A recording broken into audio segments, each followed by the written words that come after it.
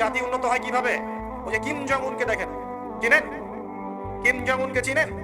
ওটাকে প্রেসিডেন্ট। তার দেশের মানুষ খাবার খেতে পারে না, আর সে মিসাইল বানায় বসে বসে। আর আমেরিকা পশ্চিমা থেকে ভয় দেখায়, ভয় দেখায় না? দেখেছেন? ওর ওই উত্তর কোরিয়া হামলা চালাতে হলে 100 বার চিন্তা করতে হবে পশ্চিমাদেরকে। হ্যাঁ, কারণ সে 8-10টা মুসলিম কান্ট্রির মতো না যাদের কাছে এরকম কোনো অস্ত্র নাই। কথা বুঝতে পারছেন? ওকে অত সহজে কিন্তু কেউ আক্রমণ করবে না। তারপরেও আবার চায়নার সাথে ওর বন্ধুত্ব আছে, রাশিয়ার সাথে ওর বন্ধুত্ব আছে, ঠিক আছে? এর একটা অ্যালায়েন্স, এটাকে জিওপলিটিক্যাল ভাষায় ওদের অ্যালায়েন্স বলে। তো ওরা শক্তিশালী হলো কিভাবে? শুধুমাত্র ফাইন্যান্স দিয়ে না, এখানে পলিটিক্যাল ভিত্তি শক্ত, অস্ত্র শস্ত্র তাদের আছে। এখন বহির্বিশ্বের শত্রুরা ওদের দিকে চোখ তুলতে পারছে না, এত সহজ না। দেখেন আমাদের পিছিয়ে পড়ার এগুলো কারণ আছে। মুসলিম কান্ট্রিগুলোর দিকে তাকায় দেখেন, কয়টা মুসলিম কান্ট্রি এইসব ক্ষেত্রে সঙ্গে সম্পূর্ণ? কয়টা কান্ট্রি দেখবেন? বিশ্বকাপ আয়োজন করে বেড়াচ্ছে, বিশ্বকাপ ফুটবল আয়োজন করে বেড়াচ্ছে, পাশে ইয়েমেন সিরিয়ার মানুষ খেয়ে না খেয়ে মরে যায়, দেখার সুযোগ নেই। কি করছে? ওইখানে বেস ক্যাম্প দিয়ে রেখেছে পশ্চিমাদের জন্য, ওখানে বেস ক্যাম্প ঘাঁটি দিয়ে রেখেছে পশ্চিমাদের জন্য। এবং বহু মুসলিম কান্ট্রি যারা মানে আমাদের কাছে এখন আইডল হয়ে বসে আছে, তারা উঠতে বললে ওঠে, তারা বসতে বললে বসে, ওদের ইশারায় কাজ করে কিনা? জিওপলিটিক্যাল ভিত্তি দুর্বল, ইকোনমিক ভিত্তি দুর্বল, ফাইন্যান্স দুর্বল, আর আমরা আধ্যাত্মিকত্ব তো দুর্বলই। সব মিলিয়ে এই যে 100 বছরে আমরা পিছিয়ে পড়লাম, এখানে 100টা কারণ খুঁজে বের করা যাবে। এত কারণ বলার সময় এখন প্রসঙ্গে আসেন। এভাবেই কি চলতে থাকবে, না উত্তরণের কোনো পথ আছে? আমরা কি চাই যে আমরা সেই আবার ওই ইসলামের সোনালী যুগে ফিরতে পারি? না, গলায় তো সাউন্ড নাই। আমরা তো মনে হয় চাই না যে আবার ইসলাম ফিরে আসুক পরিপূর্ণরূপে। শোনেন, আমরা চাই বা না চাই, আল্লাহ রাব্বুল আলামিন তার নবীর মাধ্যমে জানিয়ে দিয়েছেন সভ্যতা শেষ হবে একজন নবীর হাতে, তার নাম নবী ঈসা ইবনে মারিয়াম। তিনি 40 বছর এই বিশ্ব শাসন করবেন, তার আগে কিয়ামত হবে না। এই যে আলামাতুস সাআ নিয়ে অনেক কথা আমি বলেছি, এটাও শুনে রাখেন, কিয়ামত হবে না ইনশাআল্লাহ ততদিন পর্যন্ত যতদিন পর্যন্ত নবী ঈসা ইবনে মারিয়াম আবার না আসছেন এবং 40 বছর বিশ্ব শাসন না করছেন। তিনি কোনো দেশ শাসন করবেন না, পুরো বিশ্ব শাসন করবেন। চিন্তা করতে পারছেন? এখন কি মনে হয় যে মুসলিমরা এরকম জায়গায় যাবে আবারও? আসলে কিন্তু বাইরের চোখ দিয়ে মনে হয় না, কিন্তু সত্যি কথা কি, ইতিহাস এভাবেই টার্ন করবে। কিভাবে করবে, কার মাধ্যমে করবে, আল্লাহ পাক জানেন, আমরা জানি। আমরা যদি না পারি, আল্লাহ আমাদেরকে সরিয়ে দিবেন, সরিয়ে দিয়ে নতুন প্রজন্ম নিয়ে আসবেন। ওরা যদি না পারে, আল্লাহ ওদেরকেও সরিয়ে দিবেন, নতুন জেনারেশন নিয়ে আসবেন। তারাও যদি না পারে, আল্লাহ পাক কি বলছেন শোনেন। আল্লাহ পাক বলছেন সূরা মুহাম্মাদের মধ্যে, ওয়া ইন তাতাওয়াল্লাউ ইস্তাবদিল কওমান গায়রাকুম সুম্মা লা ইয়াকুনু আমসালাকুম। তোমরা মুসলমানরা যদি না পারো, আমি খ্রিস্টান, হিন্দু, বৌদ্ধ তাদেরকে, কুফফারদেরকে হেদায়েত দিয়ে ইসলামে নিয়ে আসবো, তারা আমার হয়ে লড়বে। এটা আল্লাহ পাকের হিকমত। দেখছেন না দিন দিন মানুষ মুসলিম হচ্ছে না? দিন দিন বহু মানুষ মুসলমান হচ্ছে, কিন্তু দেখছেন এটা কিন্তু রেভলিউশন হচ্ছে, ইসলামের দিকে মানুষ আসছে। যত আক্রমণ হচ্ছে ইসলামের দিকে, তত বেশি মানুষ ইসলাম কবুল করছে। আর আমরা পিছিয়ে পড়ছি। এই যে আমরা যে গরু খাওয়া মুসলিম হয়েছি, আমরা যে জুমার দিন নামাজ পড়া মুসলিম হয়েছি, আমরা মুসলিম পরিবারে জন্মগ্রহণ করে আব্দুর রহমান, আব্দুর রহিম নাম নিয়ে বসে আছি, কিন্তু আসলে রহমানের বান্দার বৈশিষ্ট্য কি আমি জানি না। আল্লাহ পাক আমাদেরকে হেফাজত করুন, আমিন। হতাশ হব না আমরা ইনশাআল্লাহ। একবার, খালি একবার যদি তওবা করে ফিরে আসি, আল্লাহ পাক দুনিয়াও দিবেন ইনশাআল্লাহ, আখিরাতও দিবেন ইনশাআল্লাহ। খালি একবার বলতে হবে, আস্তাগফিরুল্লাহাল্লাযী লা ইলাহা ইল্লা হুয়াল হাইয়ুল কাইয়্যুম ওয়া আতুবু ইলাইহি। আল্লাহ, জীবনে যা পাপ করেছি মাফ করে দাও, আগামী জীবনে হায়াতে রিজিকে বরকত দাও, এবং পুরো জীবন যেন ইসলাম পালন করতে পারি, প্রচার করতে পারি, প্রসার করতে পারি, মানুষের মাঝখানে দিনের ভালো কথা বলতে পারি। আল্লাহ পাক দিনের বিজয় যেন অংশ নিতে পারি, সে তৌফিক আল্লাহ পাক দান করুন। আল্লাহ পাক কবুল করার মালিক না? একটা কাপড় ধুতে 1 বালতি পানি লাগে, কিন্তু জীবনের সমস্ত গুনাহ ধুয়ে ফেলতে চোখের 1 ফোঁটা পানি যথেষ্ট ইনশাআল্লাহ। আল্লাহ পাক তৌফিক এনায়েত করেন। উম্মাহর পিছিয়ে পড়ার কারণ প্রথমত জ্ঞান থেকে পিছিয়ে পড়া।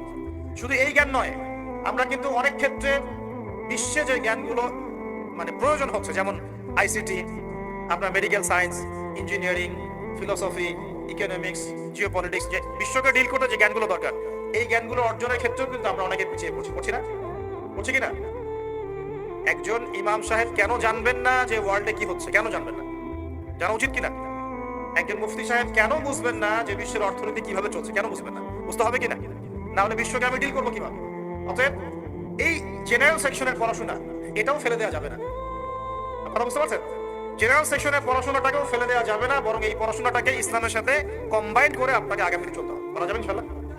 আল্লাহ পাক তৌফিক দিন। অনেকে ভাই দেখি নামাজ শুরু করেছেন, এখন মাদ্রাসায় ভর্তি হতে যাচ্ছেন, এদিকে আপনি অনার্স পড়া শুরু করেছেন, মাস্টার্স দিচ্ছেন, বলছেন এখন আর অনার্স মাস্টার্স ভালো লাগে না, আমি সব বাদ দিয়ে মাদ্রাসায় ভর্তি হব। সবাই কি মাদ্রাসায় পড়তে পারবে? সম্ভব? আপনি যে সাবজেক্টে পড়ছেন ওই সাবজেক্টে পড়াটা শেষ করে ওই জ্ঞানটাকে আপনি ইসলামের কল্যাণে কাজে লাগানোর চেষ্টা করেন।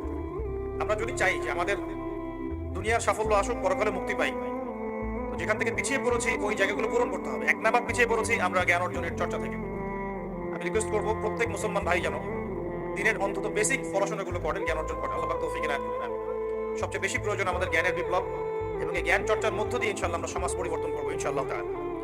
দেখুন, আইয়ামে জাহিলিয়াতের সেই 23 বছর পরিবর্তন হয়েছে কোরআন এবং সুন্নাহর জ্ঞানের মাধ্যমে। কিন্তু নবী সাল্লাল্লাহু আলাইহি ওয়াসাল্লাম এই কোরআন সুন্নাহর জ্ঞানকে সাহাবীদের মধ্যে ছড়িয়ে দিয়েছেন, এবং তারা সেই জ্ঞানের আলোকে তাদের ব্যক্তি জীবন পরিবর্তন করেছেন, তাদের পরিবার পরিবর্তন করেছেন, তাদের আকীদা বিশ্বাস পরিবর্তন করেছেন। দুনিয়ার যে বস্তুবাদিতা, এখান থেকে পরকালের চেতনা জাগ্রত হয়েছে। আল্লাহ পাকের আদেশের সামনে আত্মসমর্পণের চেতনা নিয়েছেন। এক পর্যায়ে তারা কিন্তু দিনের জন্য সংগ্রাম করেছেন, কষ্ট স্বীকার করেছেন। প্রয়োজনে তারা কিন্তু মক্কা থেকে হিজরত করে মদিনাতেও চলে গেছে। মানে তারা সবকিছুই করেছেন, কিন্তু শুরুটা হচ্ছিল কি দিয়ে? জ্ঞানের চর্চার মধ্য দিয়ে। তাহলে আমাদের প্রথম কি দরকার ভাই? কোরআন এবং হাদিসের কেন্দ্রিক জ্ঞানের চর্চা। আল্লাহ পাক সবাইকে করার তৌফিক এনায়েত করুন, আমিন। আর এই জ্ঞান চর্চাটার কথা বলি, একা একা হবে না। উস্তাদ লাগবে কিনা? টিচার লাগবে, উস্তাদ লাগবে। যে সেক্টরে জ্ঞান অর্জন করছেন সেখানকার উস্তাদদের সাথে সুসম্পর্ক রেখে, বরেণ্য উলামায়ে কেরামদের সাথে সহবত থেকে আপনি জ্ঞানের চর্চা করেন ইনশাআল্লাহ তাআলা। আল্লাহ পাক আপনার জ্ঞানে বরকত দান করুন, আমি দোয়া করি। দ্বিতীয় যে বিষয়টা আমরা পিছিয়ে পড়েছি বিগত 100 বছরে, সেটা হলো আমরা জানি অনেক কিছুই, জানা অনুযায়ী আমল সবাই করি না। এটা হচ্ছে দ্বিতীয় রিজন। আমরা অনেক সময় অনেক বড় বড় কথা বলি, কিন্তু কথা অনুযায়ী কাজ নাই। অনেক কিছু জানি ঠিকই, কিন্তু আমল করতে পারি না। আমরা একটা সূত্র ফলো করলেই জানা অনুযায়ী আমল করতে পারবো ইনশাআল্লাহ। আমি কি সূত্রটা বলে দিব? সূত্রটা হচ্ছে, একজন ব্যক্তিত্ব আছে আমাদের সামনে, সেই ব্যক্তিত্বকে হুবাহু কপি পেস্ট করতে হবে। কাট পেস্ট আছে না? Copy paste. এবং কপি পেস্ট করতে হবে একজন ব্যক্তিত্বকে, তার নাম মুহাম্মদুর রাসূলুল্লাহ সাল্লাল্লাহু আলাইহি ওয়াসাল্লাম। আজকে রাতে লেকচার শুনলেন, বাসায় গিয়ে ঘুমাবেন। এমনি এমনি ঘুমাবেন না। ঘুমানোর আগে বিসমিল্লাহ বলে লাইটটা অফ করবেন, বিছানাটা বিসমিল্লাহ বলে ছাড়বেন, ঠিক আছে? ওয়াশরুম থেকে পারলে ওযু করে আসবেন। মশারি দিচ্ছেন, লাইটস অফ করছেন, পাত্র যেগুলো আছে সেগুলো একটু ঢেকে রাখবেন বিসমিল্লাহ বলে, দরজা লাগাবেন বিসমিল্লাহ বলে। এরপর 3 বার পড়বেন সূরা ইখলাস একবার, সূরা ফালাক একবার, সূরা নাস একবার, পরে হাত একত্রিত করে ফু দিয়ে গা মাসাহ করবেন। এই কাজটা 3 বার করবেন। একবার আয়াতুল কুরসি পড়বেন, সূরা বাকারার 255 নম্বর আয়াত, আল্লাহু লা ইলাহা ইল্লা হুয়াল হাইয়ুল কাইয়ুম, এটা শেষ পর্যন্ত।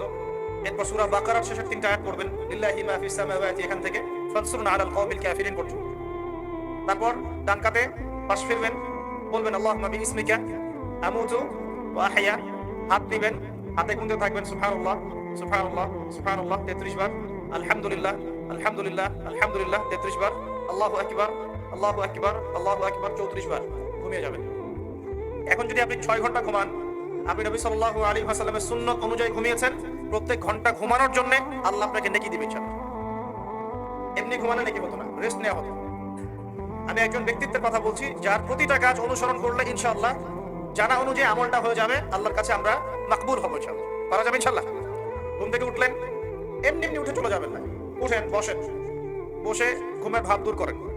দূর করে বলবেন আলহামদুলিল্লাহিল্লাযী আহইয়ানা বা'দা মা আমাতানা ওয়া ইলাইহিন নুশুর। এবার বাথরুমে যান। বাথরুমে গিয়েই বাথরুমে ঢুকে গান গাওয়া শুরু করবেন। বাথরুমে ঢুকেই বাম পা দিয়ে ঢুকবেন। ঢোকার সময় বলবেন বিসমিল্লাহ আল্লাহুম্মা ইন্নী আউযু বিকা মিনাল খুবসি ওয়াল খাবাইস। বাথরুমে কিন্তু জিন শয়তান থাকে। বাথরুমে কি থাকে? বিজ্ঞান এটা প্রমাণ করতে পারে নাই, এগুলো নাসা বিশ্বাস করবে না, কিন্তু আল্লাহর রাসূল যেহেতু বলেছেন আমরা বিশ্বাস করব। বিজ্ঞান কি সব আবিষ্কার করতে পেরেছে? বিজ্ঞান কি সব আবিষ্কার করতে পেরেছে? বিজ্ঞানের আবিষ্কার কত পার্সেন্ট? এই মহাবিশ্বের 1%ও না। মহাবিশ্বের 1% না। আমাদের দেহের মধ্যেই যে রূহটা আছে, এই রূহটার কি কোনো ব্যাখ্যা করতে পারা গেছে? রূহটা কেমন, কঠিন না তরল না বায়বীয়, ব্যাখ্যা করা গেছে? ইয়াসআলুনাকা আনির রূহ কুলির রূহু মিন আমরি রাব্বি ওয়া মা উতীতুম মিনাল ইলমি ইল্লা কলিলা। আল্লাহ পাক বলেছেন, হে নবী, তারা তোমাকে রূহ সম্পর্কে জিজ্ঞাসা করে, আত্মা সম্পর্কে জিজ্ঞাসা করে, তুমি বলে দাও এটা তোমার রবের আদেশ মাত্র। রবের আদেশে এসেছে, আদেশেই চলে যাবে। আর এ বিষয়ে তোমাদেরকে বেশি জ্ঞান দেওয়া হয় নাই। তাহলে জ্ঞান কি দেওয়া হয়েছে আমাদেরকে? জ্ঞান দেওয়া হয়নি। আর জ্ঞান কি আমরা নিজেরাই প্রডিউস করি না আল্লাহ পাক জ্ঞান দেন কোনটা? আল্লাহ পাক কি বলছেন? আল্লামাল ইনসানা মা লাম ইয়ালাম। মানুষকে আল্লাহ পাক সেই জ্ঞান শিক্ষা দিয়েছেন যা মানুষ জানতো না। তার মানে সৃষ্টিগতভাবে আমরা জ্ঞানী ছিলাম না। আদম আলাইহিস সালামকে সৃষ্টি করে আল্লাহ পাক কি করছেন? ওয়া আল্লামা আদামাল আসমা কুল্লাহা। আমি আদমকে সৃষ্টি করে তাকে সমস্ত নাম শিক্ষা দিয়েছি আল্লাহ পাক বলছেন। আদম আলাইহিস সালাম কি সৃষ্টিগতভাবে জ্ঞানী ছিলেন, নাকি আল্লাহ পাক তাকে জ্ঞানী করেছেন? কোনটা? আল্লাহ পাক জ্ঞানী করেছেন। সো জ্ঞান কার পক্ষ থেকে আসে? আল্লাহর পক্ষ থেকে। এটাই হচ্ছে ওয়াকুলিল হাক্কু মির রাব্বিকুম, হক বা সত্য জ্ঞান তোমার রবের পক্ষ থেকে আসে। ফালা তাকুনান্না মিনাল মুমতারিন, তুমি সন্দেহবাদীদের অন্তর্ভুক্ত হয়ো না, আল্লাহ পাক বলছেন। তো বাথরুমে জিন থাকে এটা বিশ্বাস করলাম তো, এবার দোয়াটা পড়লেন, এবার আপনি ইস্তেঞ্জা সারলেন, তারপরে বের হওয়ার সময় বলছেন গুফরানাকা, কি বলছেন? গুফরান। আরেকটা দোয়া আছে আলহামদুলিল্লাহিল্লাযী আযহাবা আনিল আযান ওয়া আফানি গুফরানাকা। ওযু করবেন, ওযুর আগে বলবেন বিসমিল্লাহ। ওযু করার সময় খুব বেশি পানি অপচয় করবেন না, কারণ অপচয়ে সবচেয়ে পটু জাতি এখন মুসলিমরা। অপচয়ে সবচেয়ে পটু জাতি মুসলিমরা। রাষ্ট্রীয় সম্পদ অপচয় করে, গ্যাস অপচয় করে, তেল অপচয় করে, পানি অপচয় করে, সময় অপচয় করে, সবই অপচয় করে, নিজের হায়াত অপচয় করে। এই তরুণ যুব সমাজ নিজের হায়াত অপচয় করে, অপচয় করে না? অনলাইন কত হায়াত খেয়ে ফেলছে আমাদের। ওখানে গেলে আপনি কতটুকু ভালো পাবেন? ভালো যতটুকু পাবেন তার চেয়ে বেশি খারাপ পাবেন। ভালো যতটুকু পাবেন তার চেয়ে বেশি খারাপ পাবেন। আসুন সামনে যাই। এবার ওযু করলেন, প্রথমে বিসমিল্লাহ বললেন, শেষে বলবেন কি? আশহাদু আল্লা ইলাহা ইল্লাল্লাহ ওয়াহদাহু লা শারীকা লাহু ওয়া আশহাদু আন্না মুহাম্মাদান আবদুহু ওয়া রাসূলুহু। তার আগে মিসওয়াক করে নেবেন। কি করবেন? মিসওয়াক মানে ব্রাশ, ঠিক আছে, কোনো সমস্যা নেই। ব্রাশ করছেন, ওকে, আদায় হয়ে গেছে ইনশাআল্লাহ। মুখ পরিষ্কার করা, দুর্গন্ধ দূর করা। এই যে ওযু করলেন সুন্দর করে নবী সাল্লাল্লাহু আলাইহি ওয়াসাল্লামের মতো, আল্লাহর নবী বলছেন যে ওই ব্যক্তির জন্য জান্নাতের 8টা দরজা খুলে যাবে ইনশাআল্লাহ। জান্নাতের 8টা দরজা ওই ব্যক্তির জন্য খুলে যাবে ইনশাআল্লাহ। এবার আপনি কাপড় পরছেন, এমনি এমনি পড়লেন নাকি নাই, পড়ার সময় ডান দিক থেকে পড়ছেন এবং বলছেন আলহামদুলিল্লাহিল্লাযী কাসানি হাযা ওয়া রাযাকানিহি মিন গায়রি হাওলিন মিন্নি ওয়া লা কুওয়া। আপনি কাপড় পরলেও নাকি পাচ্ছেন আলহামদুলিল্লাহ। আয়না দেখছেন, ফ্রেশ হচ্ছেন, চুল আঁচড়াচ্ছেন, আপনি ডান দিক থেকে স্টার্ট করেন। এবং এখানে বলে রাখি যে বর্তমান যে চুলের কাটিং গুলো চলছে, এইসব কাটিং চলবে না। এই ডানে বামে কোনো চুল নাই, আর মাঝখানে চুল দিয়ে কি বলবো ওটা, হ্যাঁ, কুজা বলে আরবিতে মনে হয়, এইসব কাজ চলবে না। যদি একদম ছোট করতে চান তাহলে সামন পেছন সমান হবে, আর্মি ছাটা, একদম একদম সামন পেছন সমান। আর না হলে বাবরি, কাঁধ, কান, কানের লতি এই পর্যন্ত আপনি রাখতে পারেন। যার নাই তার তো প্রশ্নই নেই, যার নাই তার তো আর বলে লাভ নেই। যার আছে, নবীজি বলেছেন সাল্লাল্লাহু আলাইহি ওয়াসাল্লাম, যার চুল আছে সে যেন চুলের যত্ন নেয়। কে বলেছেন? দেখেন, ইসলাম আপনাকে চুল আঁচড়ানো শিখিয়েছে। আপনি ইসলামে কি চাচ্ছেন? ইসলাম এমন একটা দিন বা জীবন ব্যবস্থা যেখানে আপনি জীবনের প্রতিটা বিষয়ের সমাধান তো পাবেনই, ইভেন আপনি চুল কেমন করে আঁচড়াবেন সেটাও ইসলাম আপনাকে শিখাবে। হায়েস হয়েছে, নেফাস হয়েছে, হ্যাঁ, ওযু ইস্তেঞ্জা করেছেন, টয়লেট করেছেন, কিভাবে পবিত্রতা অর্জন করবেন, গোসল ফরজ হয়ে গেছে, কিভাবে গোসল করবেন, কিভাবে নামাজ পড়বেন, কিভাবে পরিবার চালাবেন, কেমন করে ব্যবসা করবেন, কেমন করে সমাজ চালাবেন, কোন বিষয়টা বলা বাকি আছে কোরআন এবং হাদিসে? বলেন তো একটা বিষয় দেখাতে পারবেন যেটা কোরআন এবং সুন্নাহয় নাই? এটাই তো প্রমাণ করে যে ইসলাম আল্লাহ রাব্বুল আলামিনের পক্ষ থেকে নাজিলকৃত সর্বশ্রেষ্ঠ এবং আসমানি গ্রন্থ, আসমানি দিন, যেটা আল্লাহ পাক জমিনবাসীর জন্য নাজিল করেছেন। কিভাবে আপনি কম্পেয়ার করবেন কোনটা সত্য কোনটা মিথ্যা? আপনি সবগুলো ধর্মগ্রন্থ নিয়ে বসে দেখেন যে প্রত্যেকটা ধর্মগ্রন্থের মধ্যে কি জীবনের প্রতিটা বিষয়ের সমাধান আছে কিনা, এটাই দেখেন। যদি দেখেন যে না, সবগুলো ধর্মগ্রন্থ ঘেটেছি, শুধু কোরআন এবং হাদিসে পেয়েছি যে এখানে প্রতিটা বিষয়ের সমাধান আছে, তাহলে নিঃসন্দেহে এটা আল্লাহ পাকের পক্ষ থেকে এসেছে। সহজ। আর যখন জেনে যাবেন এটা আল্লাহর পক্ষ থেকে এসেছে, তখন আমাদের কর্তব্য তার সামনে আত্মসমর্পণ করা। আল্লাহ পাক আমাদের সবাইকে পরিপূর্ণ মুসলমান হওয়ার তৌফিক দান। ওযু শেষ, এবার যাবেন নামাজে। নামাজে যাওয়ার সময় বাসা থেকে বের হচ্ছেন, আল্লাহর রাসূল শিখিয়েছেন আপনাকে বলতে হবে বিসমিল্লাহ, বিসমিল্লাহি তাওয়াক্কালতু আলাল্লাহ ওয়ালা হাওলা ওয়ালা কুওয়াতা ইল্লা বিল্লাহ। বের হলেন, আপনার সাথে একজন ফেরেশতা থাকবেন ইনশাআল্লাহ, শয়তান দূরে চলে যাবে ইনশাআল্লাহ। মসজিদে যাচ্ছেন, যাওয়ার সময় চুপচাপ থাকবেন, দোয়া করবেন, জিকির করবেন। একটা দোয়া আছে, এটাও পড়তে পারেন, আল্লাহ নবী পড়তেন। তিনি বলতেন আল্লাহুম্মা ইজআল ফি কলবি নূরা, হে আল্লাহ আমার কলবে নূর দাও, ওয়া ফি লিসানি নূরা, আমার লিসান বা জিহ্বায় জবানে তুমি নূর দাও, ওয়া ফি সামঈ নূরা, আমার শ্রবণ ইন্দ্রিয়তে নূর দাও, আলো দাও, ঠিক আছে? ওয়া ফি বাসরি নূরা, আমার দৃষ্টি শক্তির মধ্যে নূর বা আলো দাও, ওয়া আন ইয়ামিনি নূরান, আমার ডান দিকে আলো দাও, ওয়া আন শিমালি নূরান, আমার বাম দিকে আলো দাও, হ্যাঁ, ওয়া মিন খালফি নূরান ওয়া মিন তাহতি নূরা, আমার উপর নিচে তুমি নূর দাও। আল্লাহুম্মা ইজআল ফি নাফসি নূরা, আল্লাহ আমার নফসের মধ্যেই তুমি নূর ভালো দাও। এরকম দোয়া আছে, আরো অনেক শব্দে আসছে, এটা ছোটটা বললাম, এটা বড় ভার্সন আছে, এই দোয়াটা অনেক বড়, এই দোয়াটা পড়তে পারেন। নূর বা আলো কার পক্ষ থেকে আসে? দুনিয়াতে যদি আমরা এই জাহেরি পরিবেশে অন্ধকারাচ্ছন্ন সমাজে আমরা যদি আলো চাই, আল্লাহর নূর ছাড়া কোনো গতি নাই। আল্লাহ পাক নূর দিলে আপনি আলো পাবেন। আল্লাহ পাক খিদর আলাইহিস সালামকে নূর দিয়েছিলেন না? নৌকা কেন ফুটা করছেন? মানুষ বুঝতে পারছে না, খিদর আলাইহিস সালাম বুঝতে পারছেন ফুটা না করলে সমস্যা আছে, জলদস্যু নিয়ে যাবে। মনে আছে গল্পটা? কোন সূরায়? কোন সূরা? সূরা কাহফ। বাচ্চাকে কেন হত্যা করলেন? মানুষ বুঝতে পারছে না, মুসা আলাইহিস সালামও বুঝতে পারছেন না। খিদির আলাইহিস সালাম বলছেন এই বাচ্চাকে হত্যা না করলে বড় হয়ে বড় কাফের হতো, আর পুরো মানে বাবা মাকেও পর্যন্ত কাফের বানাতো। দেয়ালটা কেন নির্মাণ করলেন মুসা আলাইহিস সালাম বুঝতে পারছেন না। খিদির আলাইহিস সালাম বলছেন এই দেয়াল নির্মাণ না করলে এর নিচে এতিম দুই বাচ্চা রেখে যাওয়া বাবা মার সম্পত্তি ছিল, মানুষরা নিয়ে চলে যেত, এই কারণে করেছে।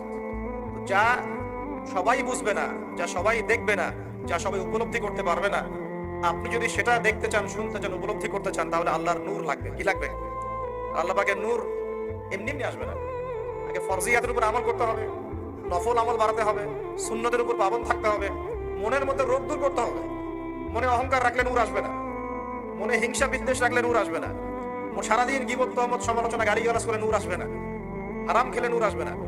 এক কথায় তাসকিয়া বা আত্মশুদ্ধি অর্জন না করতে পারলে নূর আসবে না। আর আল্লাহ নূরওয়ালা মানুষদের কাছে গেলে ইনশাআল্লাহ নূর আসবে। এরকম মানুষ তো খুঁজে পাওয়া এখন মুশকিল, মুশকিল না? আমরা মোটামুটি সবাই দিন দিন কেমন জানি বস্তুবাদী হয়ে যাচ্ছে। বস্তুবাদী মানে দুনিয়া ফিকিরটা বেশি, দুনিয়া ঠিক রেখে তারপর পরকাল করতে চাই, তাই না ভাই? আল্লাহ পাক আমাদেরকে বোঝার তৌফিক দেয় এই দুনিয়ার জীবনটা সংক্ষিপ্ত এবং চিরস্থায়ী নয়। আমাদের প্রতিটা কাজ পরকালের স্বার্থে করা উচিত। আল্লাহ পাক বোঝার তৌফিক দান করুন।